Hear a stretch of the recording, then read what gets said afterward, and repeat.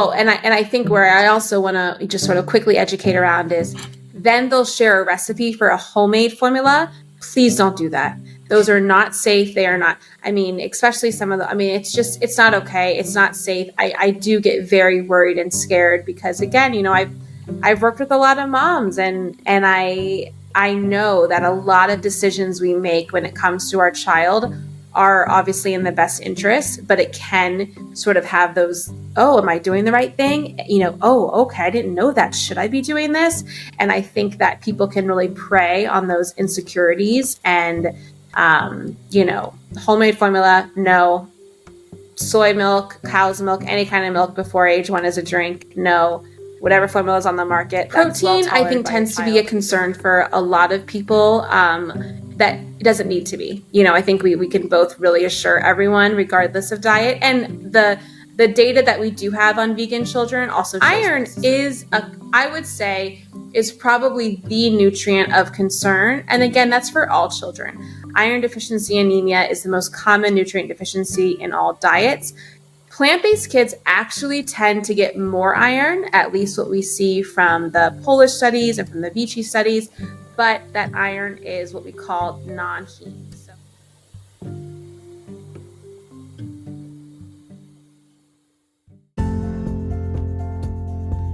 Welcome to another episode of the Plant Fueled Podcast, where we explore the intricacies of plant-based living across all stages of life. I'm Callum, your host and plant-based nutritionist, and today we're delving into the fascinating world of plant-based nutrition for our littlest ones, with no other than Alex Caspero, a pediatric dietitian nutritionist and co-founder of Plant-Based Juniors. As someone who knows literally nothing about kids and probably needs to learn a thing or two, I couldn't be more excited to have Alex on the show. She's here to answer all our burning questions about raising plant-based children, from babies to toddlers and beyond. In this episode, Alex shares invaluable insights into the essential nutrients for kids, including the usual protein, iron, and calcium. We explore the recommendations of plant-based diets in children, addressing common concerns that parents may have, and providing practical advice on how to ensure that littlest ones thrive on a plant-based diet. From baby formulas to toddler meals, Alex covers the do's and don'ts of plant-based nutrition for kids, offering guidance that's both evidence-based and compassionate. Whether you're a parent, caregiver, or simply someone interested in the health and well-being of our youngest generation, this episode is a must listen. Before we dive into the wealth of knowledge, I want to express my gratitude to you, our listeners, for joining us on this journey. Your curiosity and engagement drives our mission to empower and educate through the power of plants. If you find value in today's episode, please consider leaving us a review or rating on your preferred platform. Your feedback helps us reach more listeners and continue spreading the plant-powered message. So without further ado, let's learn from the best as we explore plant-based nutrition for kids with Alex Caspero. Get ready to take notes, because this episode is packed with invaluable advice for anyone who's thinking about having a small human. Let's dive in.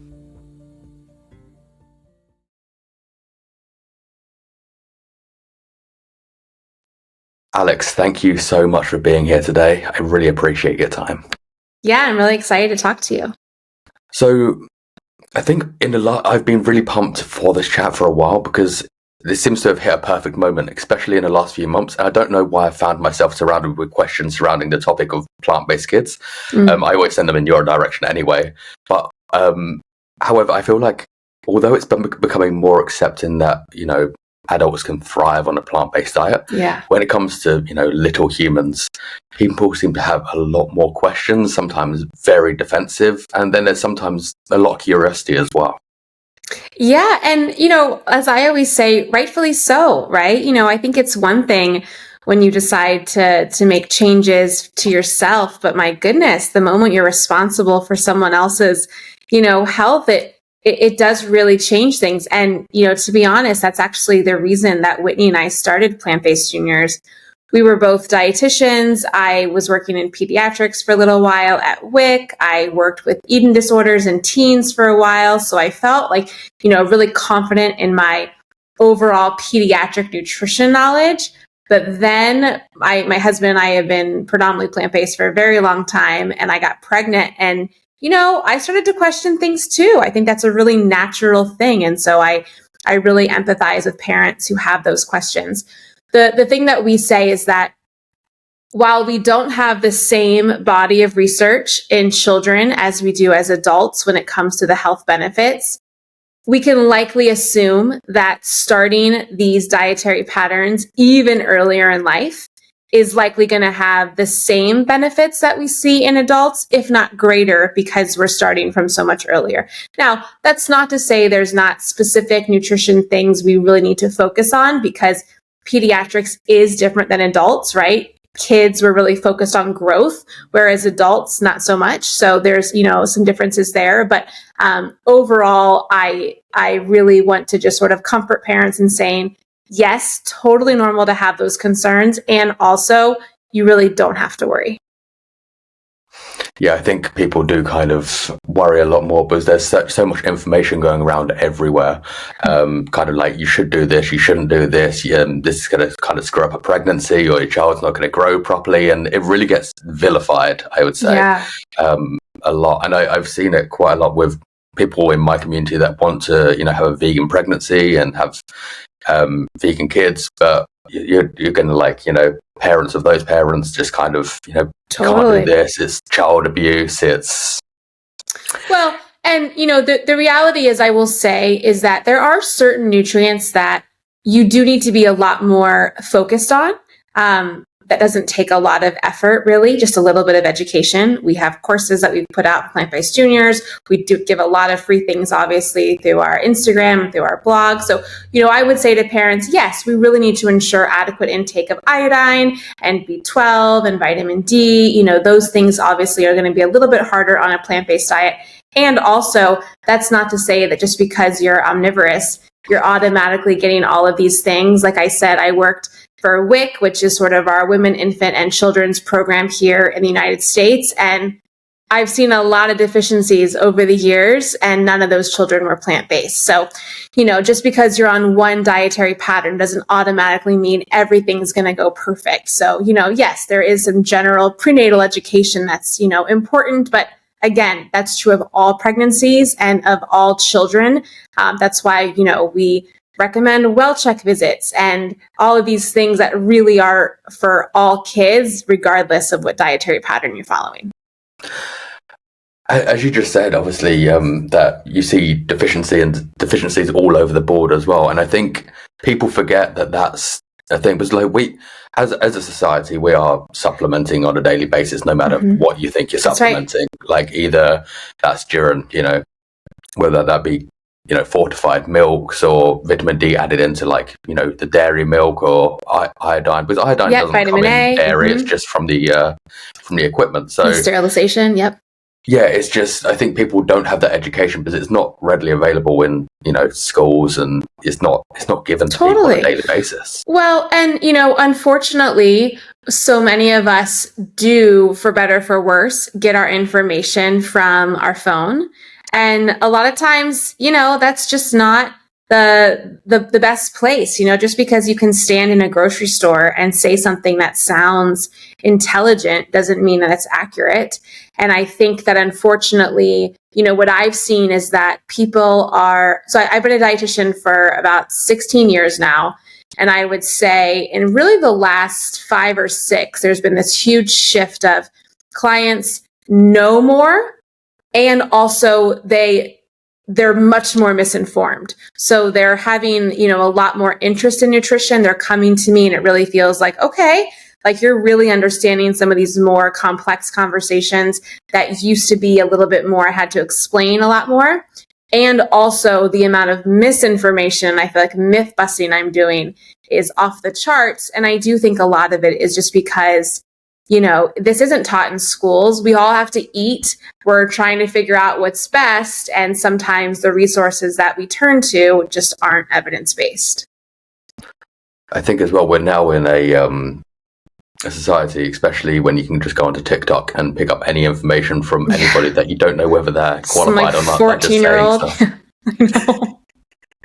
Yeah, and I think that's what's really dangerous too, and it's also easy to vilify certain headlines. So, for instance, there has been cases over the years where a quote unquote vegan child has, died or become sick. And, that's horrendous.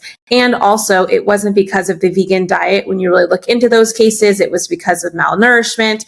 If you're feeding a child almond milk, or an infant almond milk, and that's it, that is child abuse and that is malnourishment.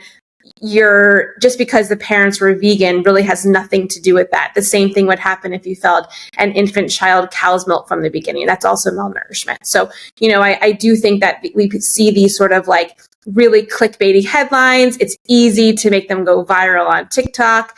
Parents see this. And then, again, especially if you don't have this background, it's really easy to sort of start to question yourself. So, I have compassion. And also, again, that's why we hopefully say, come to Plant-Based Juniors. We try as hard as we can to be, a really inclusive community. We welcome everyone. And, we try to put out as much evidence-based guidelines and education as we can to help combat some of those myths. So how did Plant-Based Juniors come about? Like, what was the journey that led you to this point? Yeah. So like I said, Whitney and I are both dietitians. We had actually met a long time ago. We met in, I think, 2010 at a conference. We just happened to be kind of chummy, and we connected with each other over the years, sort of via social media, seeing each other, various conferences, etc. I became pregnant with my son in 2017. She was also pregnant with her son. And we were doing just a lot of sort of late night texting, hey, have you seen this study? Hey, what do you think about this? What multivitamin or prenatal are you doing? We were sort of having a lot of these back and forth conversations. And, we both kind of had this thought, okay, we both have master's degrees in nutrition. And we're still sort of, trying to read through the literature and have questions with each other. I bet you there's a lot of parents who also feel the same way. And so we decided to create Plant-Based Juniors just to have a resource, because at that time, there really wasn't a place that felt truly evidence-based and also plant-based. So many of the pregnancy books I bought, it was like, you want to be vegetarian? You really have to be concerned about protein and iron. And I don't want to be dismissive of iron because it is something to consider, but it just felt like there wasn't a place people could really feel secure in these decisions, especially when they're making them for reasons that even aren't related to nutrition, and want to do this and want to feel like they're supported. And that's really how Plant-Based Juniors came to be. Because I have obviously looked through your site and everything, and it is very evidence-based. However, I feel like whenever you do look for evidence, it is hard to find when it comes to kids. I think every other nutrient you can easily find for adults and the daily requirements of things. But when it comes to children, there's very little. Well, and to be fair, there's also very little when it comes to plant-based kids. There's been a few studies over the years. There was a Poland study, there was some Vici studies that, we reference a lot. And, to help people understand this as well, to study on children is hard, just because you really have to show ethics when you're presenting to, a review board to get your research approved. And also a lot of it is, observational, right? So most parents, I would say, if they're not already vegan, are probably not going to sign up for a study that says, put your child on a vegan diet from birth until 10. And then we'll also put kids on an omnivorous diet and then a vegetarian diet, and we'll look at these outcomes. That's not how it works. Usually it's observational. So we say, hey, parents who already have vegan children, can we sort of study your child's nutrition, various parameters, same thing with vegetarian children, same thing with omnivorous children, and then kind of compare them. But even that too, there's just only a handful of studies that have really done that. So we are basing a lot of information on what we know and can assume about adult nutrition, and then what we just sort of know from various nutrient profiles when it comes to foods and plant foods. Yeah, I think especially for me, knowing nutrition, great, and working with adults, great. But when it does come to kids, I'm so far out of my comfort zone. I don't have any of myself, and as I know, they're all very unique at those early stages of lives as well. They're kind of learning their likes, their dislikes, and some can be very fussy. Yeah. Some can be little gannets, but also the nutritional needs are so different from those of an adult as well. That's right. it's just a minefield that I'm just kind of like, I don't want to step into that. We got you. You send them our way. We'll help you out. Yeah, the thing I will say too is that I know it can feel scary, and I just really do want to reassure parents that yes, there are a few things we would truly want to sort of educate around, and also knowing your child. I think that's the other hard thing is not all children are, kale loving, broccoli grubbing babes, no matter what we want them to be. I always say I have 2 children. I have parented them the same. I have exposed them, I hope and I think, to, a really wide plant-based diet. I have one child who is just fairly picky and has been for, a while. And another child, I don't care what it looks like, what it tastes like, she's always down to try. So, that's their personalities too. And I think that can also be frustrating and hard when you're trying to focus on nutrition and you see sort of, foods these nutrients are high in, and you look at the list and you say, oh, well, that's great, but my child won't eat any of it. And, I think that's where also pediatrics does get a lot more specific, because it's one thing to tell an adult, hey, should you have some more, dark lean leafy vegetables? It's another thing to tell a 3-year-old because they're not always down to consume them. Yeah, I really resonate with that as well, because when I was a child compared to my sister, I was the easy, could eat anything. You were my daughter. Try anything. Mm-hmm. Whereas my sister, very picky.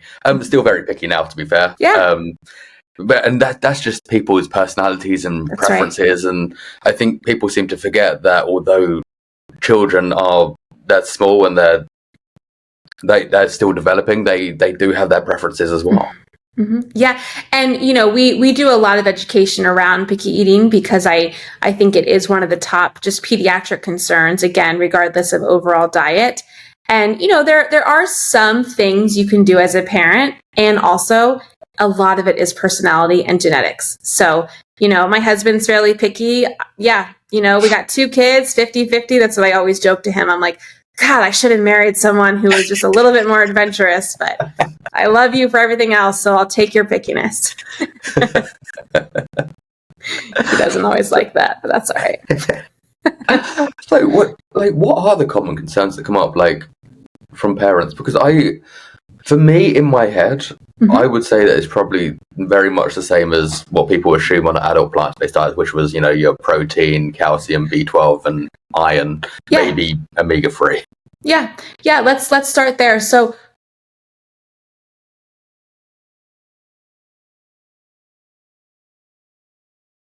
protein, I think, tends to be a concern for a lot of people.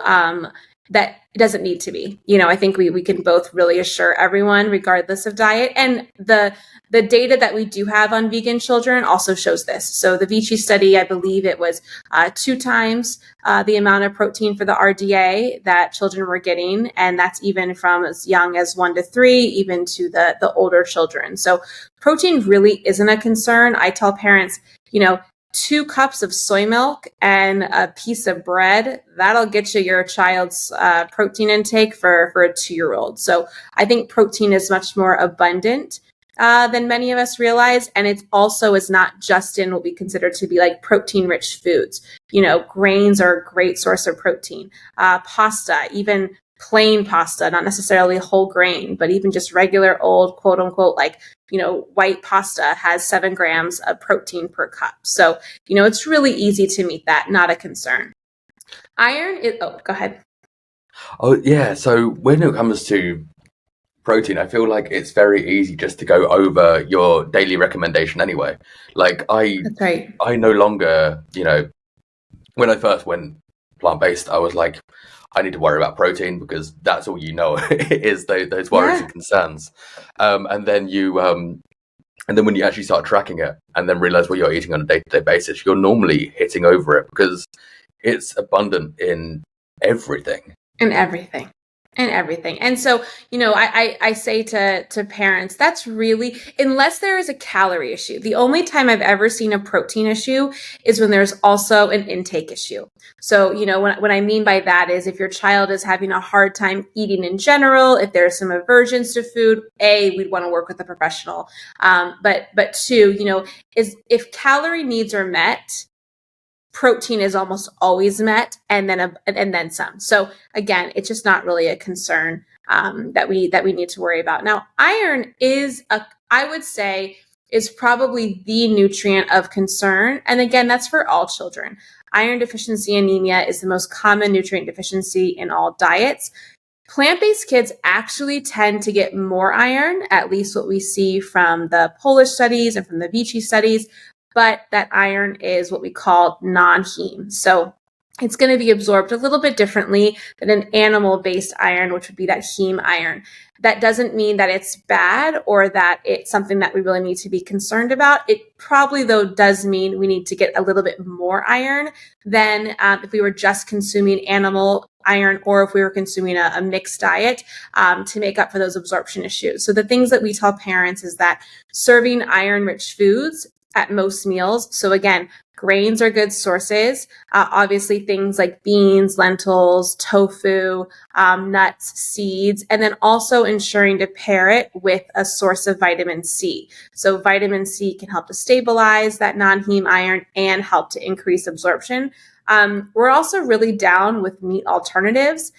They can be a really palatable way to sort of get both protein, iron, zinc, and they're also an easy way to kind of match peer groups.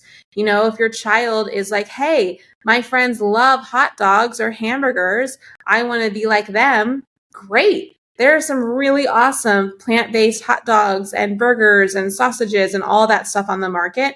They're high in sodium, so we don't recommend them every single day, but I really have very little issues when it comes to enjoying those foods as part of an overall healthy diet, especially when it comes to kids, because again, I think it's so much more than just nutrition. It's also having sort of that like social acceptance, and that can be hard when you're a plant-based kid, or harder in certain situations.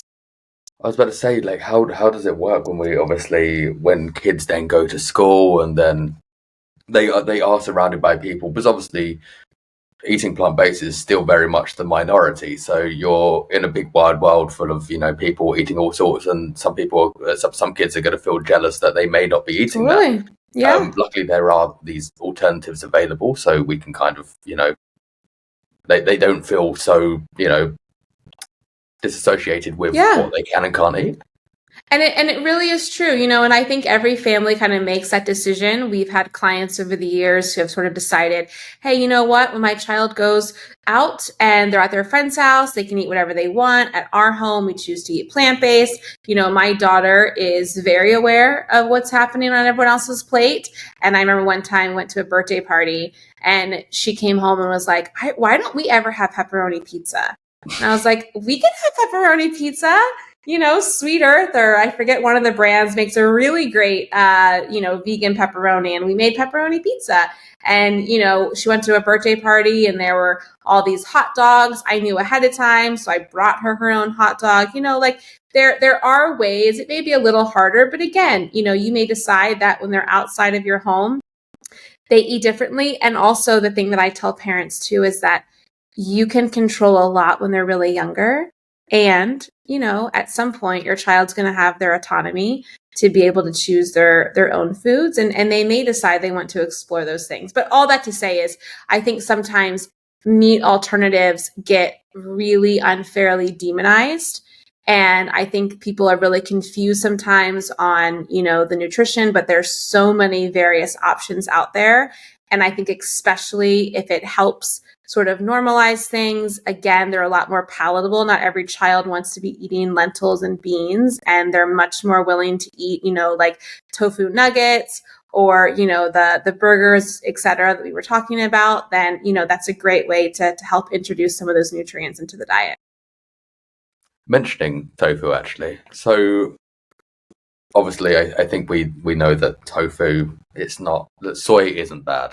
That gets vilified a lot as well. Yes. But kids and soy, as well. Like I've seen a lot of people kind of vilify and be like, you shouldn't like feed your soy like kids soy because obviously it's gonna, you know, ruin the growth and there's going to be all sorts of issues. However, obviously that's not happening with adults, and I assume it's not happening with kids.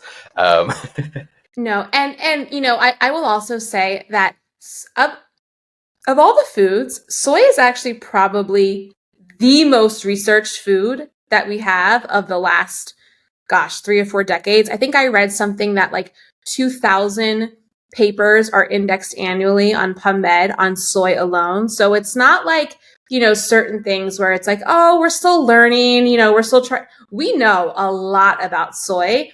And we also very thankfully have various cultural diets that are traditionally very rich in soy foods that we can also look at and sort of compare notes.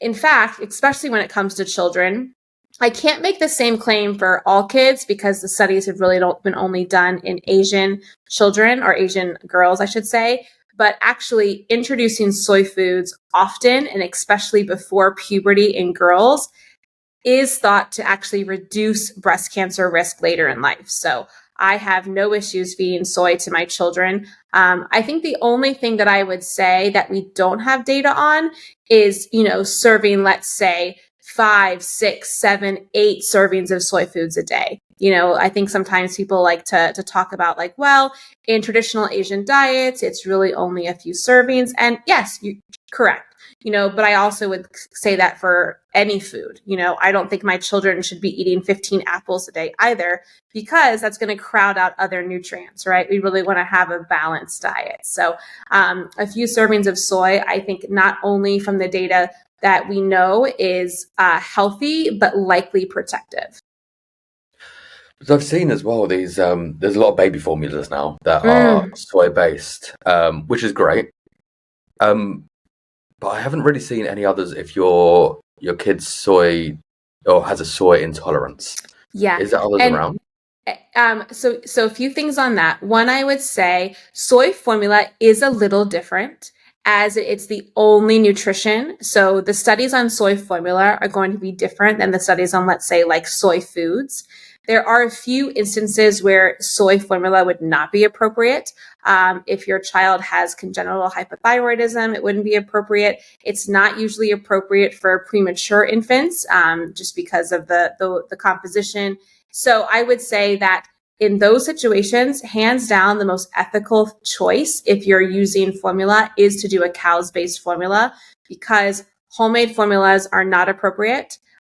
You can, you know, obviously breastfeed is sort of like the quote unquote best option, but not all mothers are able to. There's a lot of barriers, especially here in America when it comes to going back to work and just access. So, you know, I definitely understand that it's not sort of the option for every woman, even though it would be the preferred source of nutrition. And so, yeah, really, the choices on the market right now would be a soy-based protein or a cow's-based. And yes, of course, if your child has a soy protein allergy, the ethical choice is going to be doing the cow's milk because that's the only other option on the market. There are some toddler formulas that are here in the United States, but toddler formula is not the same FDA approval as it comes to infant formulas. And I can't in good conscience sort of recommend them because, again, they don't have the same FDA approval as an infant formula. I do believe, though, in Australia, there is a pea-based infant formula on the market. We've heard that from some of our readers, but I don't know too much about the various sort of, what's the right word, like accreditation processes you have to go through for infant formula there. Yeah, I've actually not seen that, but then again, I'm also not really surrounded by kids. I'm male and not worried about it. Yeah. But I think as well that it's good to say that obviously if you are vegan and you are having a plant-based diet and you do have a soy allergy, then obviously that your ethics need to be trumped by the That's kids' right. ethics, and you shouldn't. It's because it's obviously reducing harm in the limitations that you That's can, right. and obviously if that's the only source out there that's available to you, then absolutely go for it. And I say that because I have had to have those really sad and difficult conversations with moms over the years. And it's heartbreaking when you want to be able to breastfeed, or for whatever reason it's not working, and then you have to go to formula, and then you find out, oh, your child has a soy protein intolerance, or has, they're not tolerating that formula. And the reality is, yes, the best option for your child is going to be that cow's milk, and it's not a shameful choice. You're making the best choice you can do for your child. And that's really what has to happen in that situation. And it's only going to be for those early years as well. That's right. It's not just going to, once they've reached that, when they're onto kind of like weaning onto foods. That's right. After 1 year. And so I do really want to reiterate too that any kind of milk besides formula, so soy milk, cow's milk, pea milk, oat milk, all whatever we're having to milk, we can use it in cooking in infancy, but it should not be a drink or a beverage until after age 1. And again, that's sort of where some of those like scary headlines can come in, because I do think parents sometimes are like, oh, my child's kind of weaning, they're on solid foods, I'll just give them soy milk. And soy milk is not the same thing as soy formula, and it can affect growth and development. Yeah, it is scary that people do assume that, but I can understand why they assume that soy milk and soy formula would be the same thing. And especially when you have, all these quackadoodles online who scare you. And, I'm thinking we have one here, Bobby Parrish, and he's constantly battering on about how harmful formula is, and, looking at the ingredients. And it's just like, hey, parents, I promise you, formula is safe. It is not poison. I don't care what formula you get. There are different also price ranges. Formula can be really expensive. It can be a barrier for a lot of families, and it's the primary source of your child's nutrition. So please ignore anyone who's trying to make you feel bad about what formula you are choosing. Anyone who is demonizing the ingredients in formula, that should be a big red flag. They probably really don't understand pediatric nutrition. And I feel, so obviously when it comes to a child, you should be looking after their nutrition. Like when you're older and it's yourself, like it's free game to kind of ruin myself if I need to. Yes. And I mean more, because it can seem scary. You flip over that label and you'll see things like oil and, corn syrup, and it can feel like, oh, I don't want to feed my child corn syrup. And it's like, you're not feeding your child corn syrup.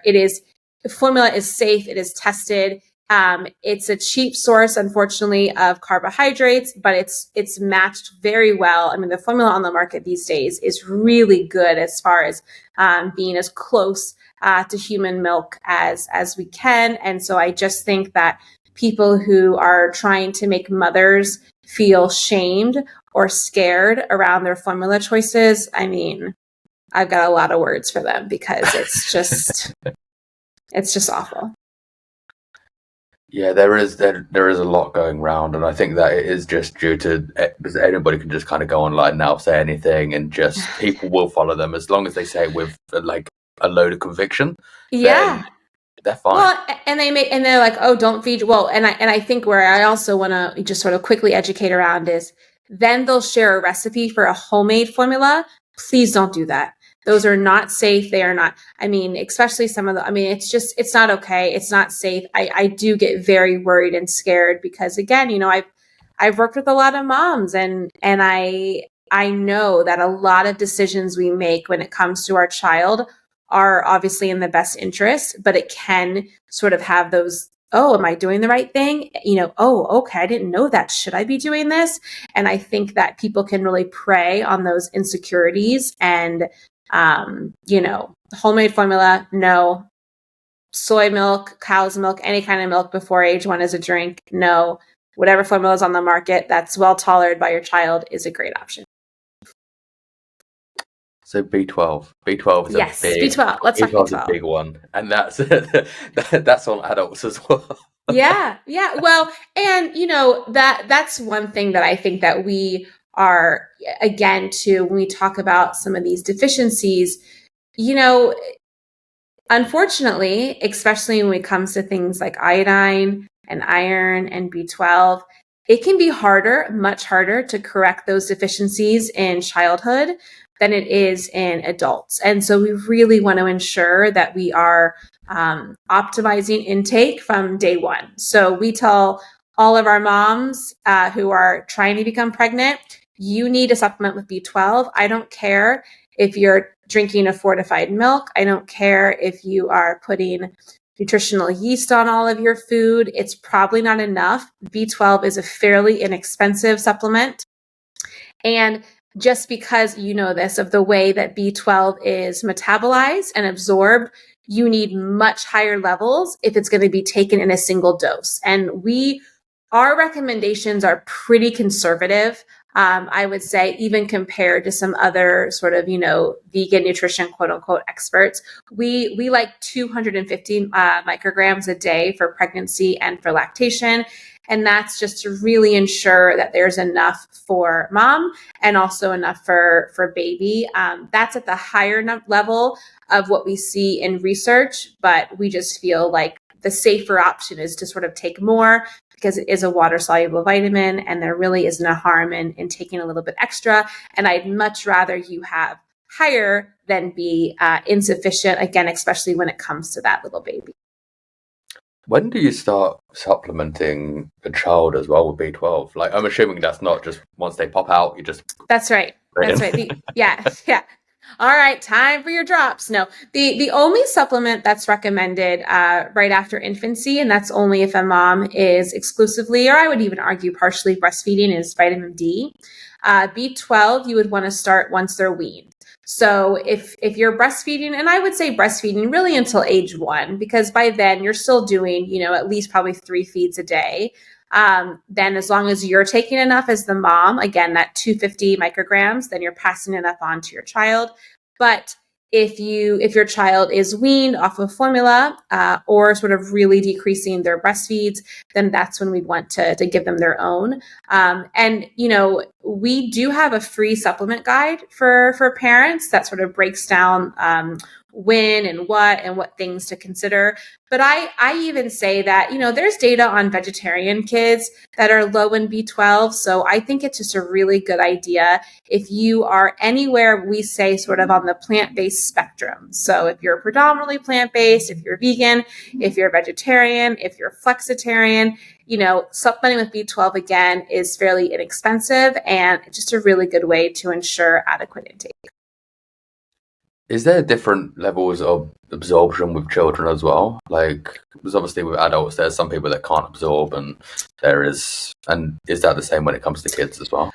No. So we need something called intrinsic factor in order to absorb B12. That actually tends to decrease as we age, which is why, again, regardless of diet, older people tend to be a little bit more deficient in B12 because they're sort of decreasing that balsamic acid, intrinsic factor, which is needed to absorb B12. We don't see the same thing in children, but if we're having that single dose, you're probably, let's say, only absorbing maybe, 1 microgram of a dose. And then from there, maybe 1 to 2%. So, if you're taking, let's say, 250 micrograms, you're not really absorbing that amount, but you are trying to get that's going to be enough to actually ensure you're getting that 2.6 micrograms, which is the RDA here in the United States. So I say that because I know parents who are like, oh my gosh, it says on the label, it's 200 times the RDA. And that feels scary. That's a lot. Does my child need all that? And the reality is, yes, in a single dose. The reason it doesn't matter if you're eating B12 from animal foods throughout the day is because you're sort of slowly absorbing it throughout the day. But in that single dose, yeah, you need higher levels. And again, we do have a free supplement guide that kind of helps to walk parents through. And we also have blog posts all about this topic. I'll definitely be linking everything on your website in the show notes. What's just stopping a parent just popping a multivitamin? Because obviously you see it's got B12 and it's got that's right. I would say the only issue I have with the vast majority of multivitamins, now I don't know, the Australian market the way I do the United States market. But I have yet to find a child's multivitamin in the United States that has enough of that B12. So usually it's great, take a multivitamin and then also just take a little bit of the B12. The other thing I will say too, and some families could get by too with if they take a multivitamin and they consume a lot of fortified foods with B12. Our only sort of hesitation, and it's not obvious by now, we are very conservative when it comes to our recommendations, just because I sort of live by the like safe than sorry kind of rule when it comes to peds. But if your child is picky and some days they have fortified milk, but some days they don't, or sometimes they don't finish that smoothie and that's the only source you've relied on, that's where it could be a little bit more dicey and where we'd rather rely on supplements. But that's not to say you couldn't make it work with fortified foods once you get into childhood where the levels are a lot lower than it would be in pregnancy and lactation. The only thing I also do want to quickly mention is iodine. Because iodine, especially iodine deficiency, there is a point where it's irreversible in childhood, and iodine is really found in dairy. Again, we talked because of the sterilization, and in seafood. And so even if you're, vegetarian and really not consuming a lot of dairy, or if you're vegan, or if you are flexitarian but not eating a lot of those foods, there's a potential you could be iodine deficient. We've seen some, increases in various pockets of iodine deficiency. And I say the easiest way is to do an iodized salt. That's how we do it in my family, because it's a great way to easily get an iodine. You can do iodine drops. Multivitamins, a lot of multivitamins also contain iodine. The only tricky thing with iodine, it's like Goldilocks. You don't want too little and you don't want too much, because both can be, not great, especially when it comes to thyroid health. So I wouldn't just tell parents, hey, just go get any iodine supplement. If you're going to go that route, we'd really want you to be cautious and ensure that you're not giving too much. But that is a nutrient that I do think is probably going to come up more and more as more of the world is sort of leaning into plant-based diets, just because, my sort of prediction is that more plant-based milks will be adding iodine, because that tends to be the best source in kids who drink cow's milk, and, a nutrient we're a little bit more aware of ensuring adequate intake on. Yeah, iodine was one of those things that I actually didn't realize existed until I started studying nutrition. Yeah. I had no idea it existed, and I'm very just nori sheets for me and kind of other seaweed-based foods. Yeah. Because when you see it, you assume it is cow's milk, but you're never too sure how much you're going to be getting in there. So That's right. Is kind of supplemented into the cow's milk as such with the equipment. That's right. And you really can't know, because it's not on the label. You're not going to be able to look and see how much iodine, even with plant foods, it can also vary too based on soil. So, I don't say any of this to scare, but again, just to educate, like we were going back to our very original conversation. I think plant-based diets for children are so wonderful, especially when you compare it to sort of the standard American diet. But there are, a few key nutrients we'd really want to ensure that we're getting. And I also will say, I know this from, working with a lot of clients, is sometimes they'll say, you know what, for my family, I think it actually is going to be a better choice for us to be predominantly plant-based. And then we're going to, get some of these nutrients from animal foods, and that works for us. And that's okay too. One message that I really also want to just say is that every single bit of plant-based eating is beneficial. 10% of kids here in the United States meet their fruit and vegetable intakes every day. So the more plants that we can get on the plate, the more that we can start, introducing these foods earlier in life. Research shows that the foods that we eat in childhood become part of our food culture and tend to be the foods that we also like into adulthood. So if we can start to sort of introduce these foods, whether it's 100% of the time or 80%, even 50%, it's going to be a lot better than what the current standard is. Absolutely. I think from my understanding of child nutrition, which isn't much, is that fat is more crucial That's right. for children than it is for adults. Yes. And we didn't even talk about DHA. Oh my gosh. Yes. So that is absolutely true. Especially in the sort of subset sometimes that we see in the vegan community of people who want to be, oil free or very low fat vegan. That's great if that's what you want to do as an adult. I would absolutely not recommend that for a child. Children need in the first year of life, it's, 35, 40% of those calories from fat. Now, breast milk and formula is going to do a lot of that heavy lifting, but we wouldn't want to not give fat. And the same is true in early childhood. We're still sort of looking at that 30, 35%. And, especially if we're eating a very whole food plant-based diet, that can be harder to find because, plants just tend to be a little bit lower naturally in fat. So really making sure, you're offering avocado, you're cooking with, olive oil, and you're, adding those nuts and those seed butters to your child's meals to help ensure adequate fat intake. We at PBJs, I should say, believe the research is there to ensure adequate intake of DHA in the first 1,000 days of life. So really from conception to about 2 years old. DHA is a long chain omega-3 fatty acid. It is primarily found in fatty fish. And ALA is sort of the plant-based version that's found in things like flax seeds and chia seeds and walnuts. The conversion rate is very, very low in pregnancy, in breastfeeding, and really in early childhood. And so that's one of the reasons that ALA is important. We should really be, consuming those yummy foods too. But it's probably a good idea if you can afford it to supplement with DHA in pregnancy while you're breastfeeding. And then once your child is 2, after that, we sort of say it's optional. DHA supplementation tends to be the most expensive supplement. Hopefully that's changing with more of the plant-based options coming online, but that can be a barrier for some families. But we'd really sort of want to prioritize, again, conception to age 2. And then from there, if you want to still consume it, great. Absolutely. And I think calcium, that's also just another giant one that I see everywhere. And that's true I will also say too, that's true for all kids.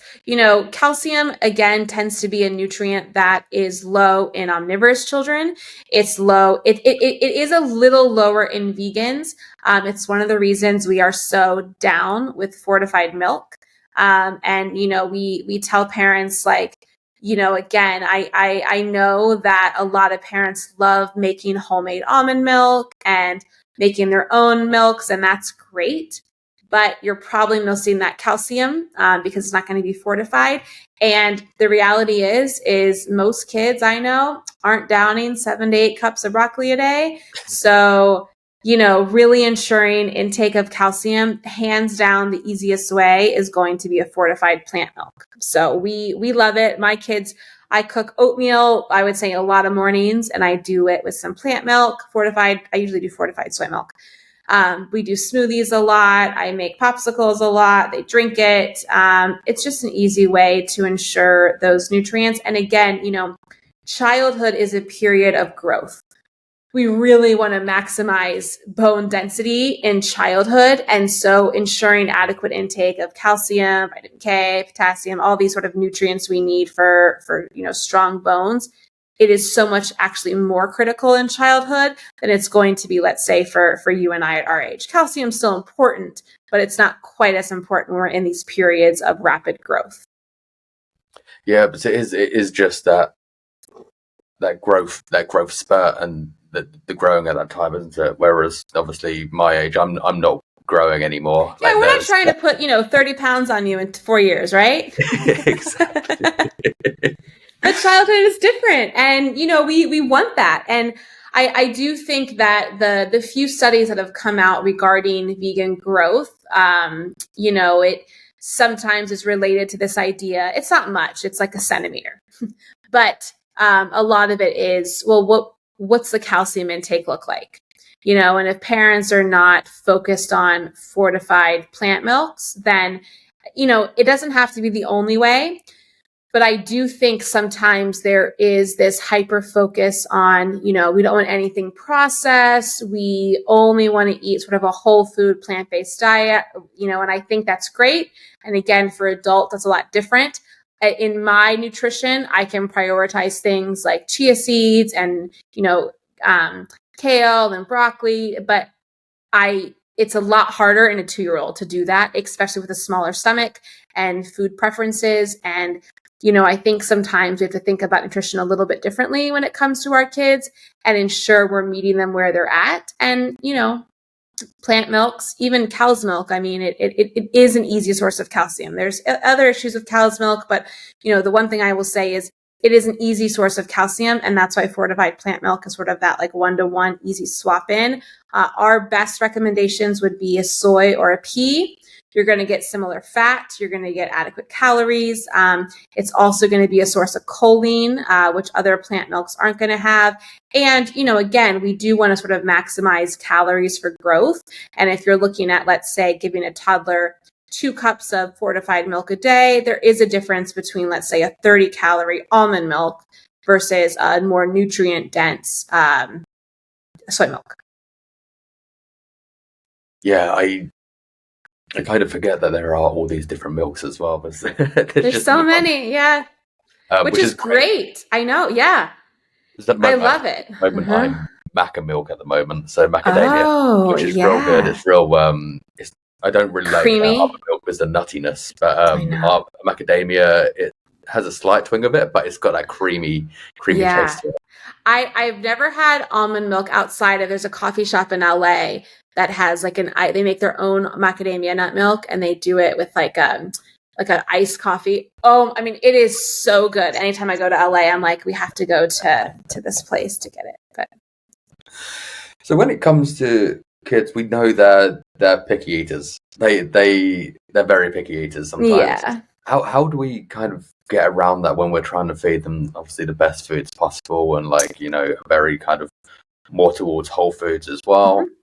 Yeah, there's a lot of different strategies, and we go over this in our kid nutrition course. So the things I would tell parents is 1, patience, a lot of patience. 2, I would say, remembering that in general, it's sort of like exposure and time. Those are the 2 biggest things that we've got to do when it comes to more selective eaters. And exposure can mean a lot of things. So I would tell parents, keep serving all of those foods. My son is like so funny about the things he's into. And, he tells me all the time how much he loves cucumbers. I don't think I've seen him eat a cucumber in a good 6 months. But I serve those cucumbers all the time because he tells me how much he loves them. And great. I still want to offer, I still want to expose them, even if he's not choosing at that moment to actually eat them. I think it can be a really slippery slope. And I know this because I know it's easy to do so. You sort of tend to cater to your child's needs. They say things like, I don't want the red pepper. And so you just stop serving red pepper.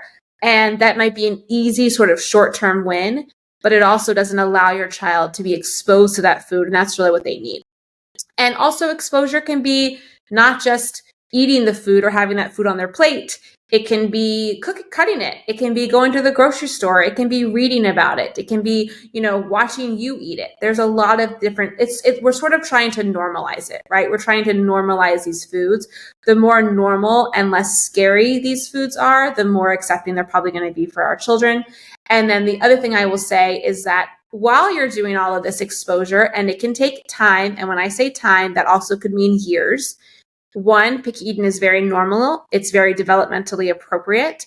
Back when we were running around and didn't have all these people on TikTok to tell us what to do, we were experimenting and our body was trying to protect us. So, what foods we were trying to avoid? Bitter foods, because they tended to be a lot more poisonous.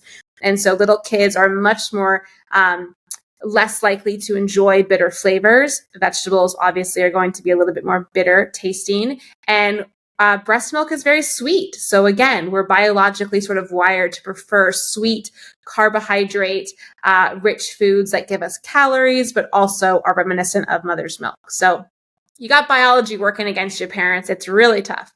And then also I will say, while all that's happening, trying to maximize nutrition while you can. And so that's where we do a lot of like recipe tips, like if you're like, hey, my child's not eating a lot of these vitamin A rich foods, can you blend some pureed pumpkin into your spaghetti sauce? Can you make pumpkin muffins? Can you, make these ways that you're not hiding the food, because we don't want our kids to feel like they're being tricked. But there are ways that you can sort of maximize nutrition. Like I always joke, like when it's smoothie time, I cram everything in, I'm just going to the pantry and just throwing it all in, hoping for the best. And it's like, that's a nutrient packed smoothie. And that's a great way to sort of get some of those nutrients in that I know my son probably wouldn't eat if it was in a different form. I think as well, exposing those kids to foods so early on as well as creating healthier habits down the line as well. Yeah. And, it's again, like I said before, I think a lot of it is just normalizing, like my kids think tacos. When you think about like, tacos, like it's lentil tacos, like they think it's so funny when we go out to eat and, we're at like taco places and they're like, where are the lentil tacos? I'm like, I don't know. Where are the lentil tacos? Because like, that's like the tacos that we eat in our house, and I think the more and more that we can make these foods acceptable, again, however our child's dietary patterns end up working out in adulthood, they're much more likely to sort of like and enjoy the foods from childhood. And so if we can make those foods whole grains and fruits and veggies and legumes and nuts and seeds, they're not so weird or so, off-putting in adulthood. And I think a lot of parents, especially if they were pickier in childhood and sort of remember like, oh my gosh, yeah, I had to sort of like teach myself to like these foods when I was adults. Hopefully it's easier if we get to them a little bit younger. Yeah, because I think with once you've created those healthy eating patterns as well, you kind of, as you grow older, you're more aware, you're more willing to try things. You're not as picky as well. Because I still know people, real good friends that are still very picky eaters. My husband, were you guys friends? And it's just it's a shame, but I always feel like it does feel stem from childhood. Yeah. Like where people are kind of like hiding or they're just not trying new things, and it's the safe food you're going with. That's right. And I will sort of, end all this by saying too, nutrition is important. The most important thing that you can do for childhood nutrition is to make the family dinner table a really enjoyable experience. So, nutrition is important. Yes, we've talked for a while about that. Connection is much more important. Enjoyment around food is so much more important. Fostering those habits are going to help you way more in the long run than forcing your child to eat things. Picky eating is also developmentally appropriate because it becomes a battle of wills, right? So our children around age 2 start to sort of, hey, I've got control around things and I've got control about what goes in my body. And that's they don't have a control about a lot of things, and that's a huge control thing for them. And as most parents know, you're not going to win with a 2-year-old, right? So the more pressure, the more that we make the dining experience miserable for everyone, the harder it's going to be to correct those habits. And that's why we talk a lot about like no pressure, I want my kids to have so much fun at the table at dinner time and enjoy that experience. Yeah, nutrition is important. I would like it if my son would eat some of those cucumbers, but I'm way more focused on the time we're spending together, the food that's in front of us, and how many bites he's eating to sort of, make sure we're tracking all of that stuff. Because I think that's where it can also lead into a really anxiety-provoking slope for parents. I love that. So I'm going to wrap this up in a second. But where can we find you? Oh, we are on Instagram at Plant-Based Juniors. We are also on plantbasedjuniors.com. Myself and Whitney, so Whitney English is sort of the other dietitian at Plant-Based Juniors. We've also teamed up with Dr. Reshma Shah. You may know her as the author of Nourish. We created a platform called the Learning Center, and we have a course for dietitians, for doctors, for nurses. It's a 35 CME accredited course with Rush University on pediatric nutrition. And then we also have courses for parents, and we have, lots of free recipes and blog posts, that free supplement guide. So we've got a lot of things going on over at plantbasedjuniors.com. Again, I think that our overall goal, we sort of have two. One is we want to help, put more plants on all kids' plates. And we also want to really help educate parents who are choosing the vegan and vegetarian sort of plant spectrum lifestyle for their child to ensure they have the education and the resources that they need. Perfect. I will link those all in the show notes as well, Thank so you. people have access to it as well. Thank you so much for being here. I'm so grateful for your time. Yeah, this is so fun. I'm sorry I have to go run and grab my kiddos, but this has been great. I could have talked to you for so long. Thank you so much for having me on. Oh, same here. Thank you.